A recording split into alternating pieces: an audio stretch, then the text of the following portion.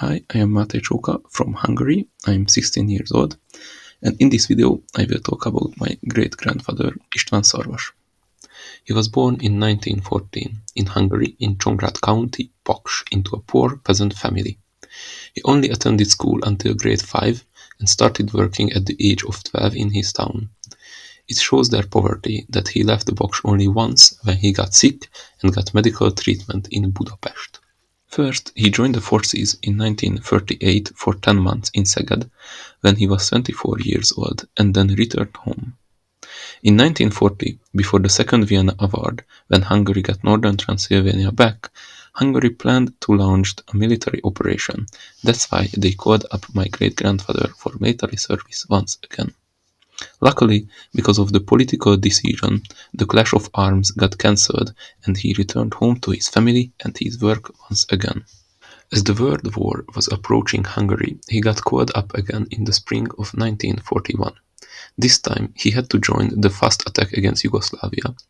On the 11th of April 1941, they crossed the border and marched to Subotica.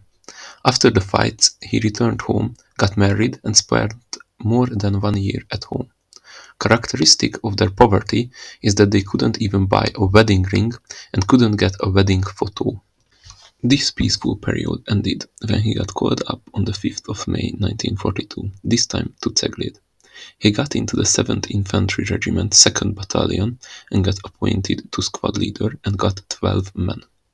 Not too long after that, he got into the 2nd Hungarian Army, which went to Russia in the summer. There, they pushed 1,200 kilometers until the river Don, where there were serious clashes in the autumn.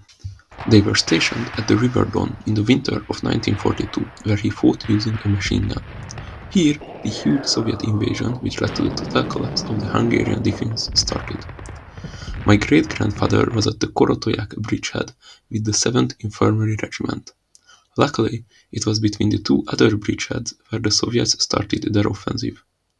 Probably this was the reason why he survived the heavy fights. While they were retreating, the circumstances were dreadful. They didn't have enough food or appropriate clothes, and it was so cold. After the defeat, they tried to save each other while retreating. He was proud that he had taken back all of his men. When they got home in May 1943, they were celebrated. The losses of the Hungarians were very serious. Out of the 200,000 people, only 80,000 got home. He got home to his wife once again, but the war kept going on and soon it reached Hungary. On the 7th of July 1944, he got called up for the last time, this time to Subotica. After many places, he ended up north from the Danube, next to the Garam River. He had to defend the area, which the Germans got back in February 1945 during the Südwind offensive. Here, he got trained how to use a Panzerfaust. Here, the Soviets started an offensive on the 25th of March 1945 to cross the Garam once again. My great-grandfather defended the right bank of the Garam. On the 28th of March 1945, he got captured by the Soviets. First, he was held in Hungarian prisons, then got transported on foot and by train through Vác, Jászberény and Békéscsaba. From the last Hungarian railway station, he sent a piece of paper to his family that he was still alive. During the long captivity, he was in many prisons, even in the Ural mountains. He did a lot of different jobs and suffered a lot, but with his perseverance, he survived this.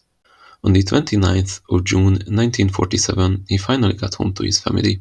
The war only ended for him that day. His son didn't recognize him because he was born in 1944. The rest of his life he lived in Baks and worked as a peasant. He had 5 children, 5 grandchildren, and 5 great-grandchildren. He died at the age of 94 in 2009. He told his stories to his family members many times, but he said every time that he is very, very grateful to survive all of this.